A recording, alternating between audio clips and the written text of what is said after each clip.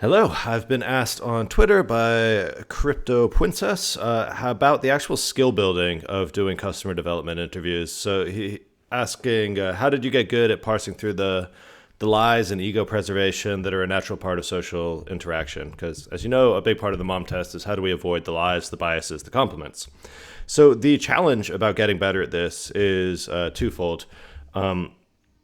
One is around the idea of having a quick and accurate feedback loop about your actions. Like if you're learning a video game, you get immediate feedback about what you're doing, which makes it really easy to improve. Whereas if you're learning a social skill, you get delayed and inaccurate feedback, which makes it harder. So one way to improve is to tighten and improve that feedback loop. And then the other relevant concept here is the zone of proximal development. So the idea is if something's trivially easy for you, you don't learn from it. Like you don't learn much from ringing a doorbell. That's not like a demanding social interaction. Whereas you also don't learn much if it's way too hard for you. So if you're walking up to a big company executive and you barge your way in and it's terrifying, you're going to be on like an adrenaline fueled interaction, which is very difficult to learn from. So you're looking for this sweet spot, the zone of proximal development, where you can do it, but you need a little bit of structure and support.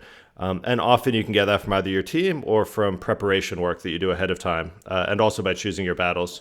So let me give a couple comments on each of these. First, we'll talk about the feedback loop, then we'll talk about the ZPD. So when you're having a conversation, normally the feedback is like the final feedback, like did I do a good job, is delayed. It comes months later when you either get the user or the sale or you don't. And it's very uncertain what you did to cause it. So I pay a lot of attention to intermediate signals during the conversation itself, which tell me if I'm doing it right or screwing it up.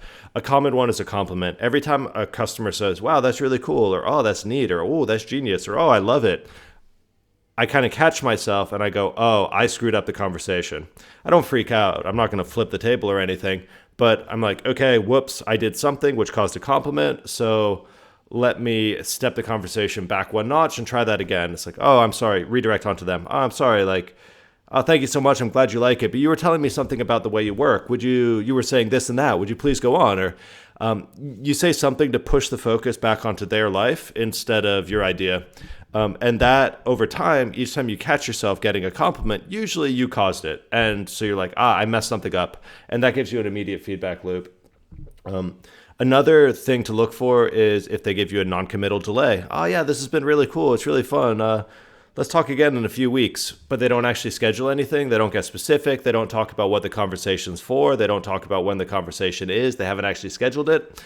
That's a non-committal delay. I call this a compliment plus a stalling tactic. It's the way most product demos end. So that's another flag.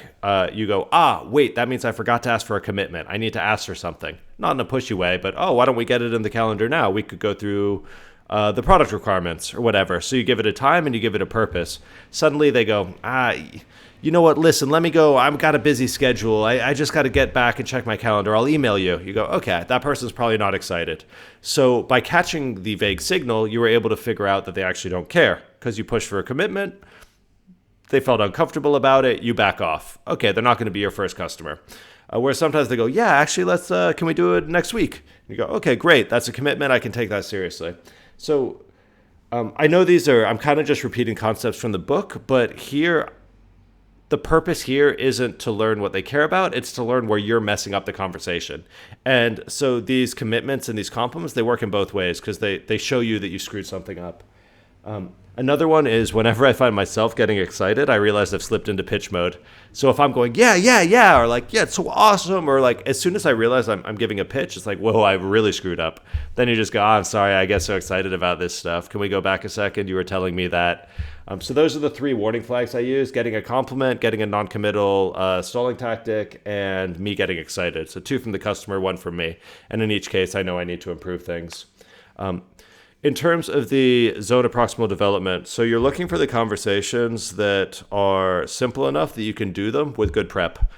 So if you've got a list of potential people to talk to, don't start with the hard ones. I see people do this all the time. They're like, yeah, and I'm going to start with Richard Branson. It's like, oof. I mean, that's a hard conversation and that's a high stakes conversation. That's something you want to go into when you're really feeling confident and prepared. So start with the easy ones. Start with the friends. Start with the people who went to your university. Start with the people you've already done business with before. Start with your most passionate supporter on social media. Start with the easy conversations. Learn, get more confident. Another way you can help yourself is by doing a little prep work. So write down your 3 big learning goals before a conversation. Write down the commitment that you'll ask for if the conversation goes well. Do your research. Anything you can do like that, it's essentially making a hard conversation a little bit easier. So it can move it from too tough into your ZPD, where you're actually able to learn from it and use it for development. Over time, you'll be able to handle the difficult situations better, but you definitely can't start with the difficult situations. I lost probably a year because I was setting the bar too high for myself, and I was getting into these impossible, unpleasant conversations, which I just didn't have the skills for. So those are 3. Then there's one final guide, which is to use the other brains on your team. So still, I mean, I've done a lot of customer conversations at this point, but still, I always talk through them with my team. So I take notes. After probably about once a week, we all talk, and we basically talk each other through the customer conversations we had. Kind of just go through our notes and play back the raw conversation. I met them this way. They're this sort of person. I said this, they care about this, they said they really love it, I think they're going to be a customer. And then the other person goes, wait, they said they loved it? How did that come up? What commitment did they give you? How did you ask that question? And suddenly we realize, oh, that's not an intent to buy at all. That's just an empty compliment. And so sometimes the ones that I've missed myself, my team members, or even people working at other businesses, if you're a solo founder, you can meet up with other founders and do this. I've gained a lot from that, just swapping notes with folks. So hopefully that's helpful. A few different ideas how to build the actual skill. So, improve the feedback loop by catching yourself while you're doing it with the compliments, the non-committal delays, and yourself getting excited. Try to keep it in your ZPD by making things easier on yourself, by choosing the easier conversations, and by doing good prep, your learning goals, your commitment.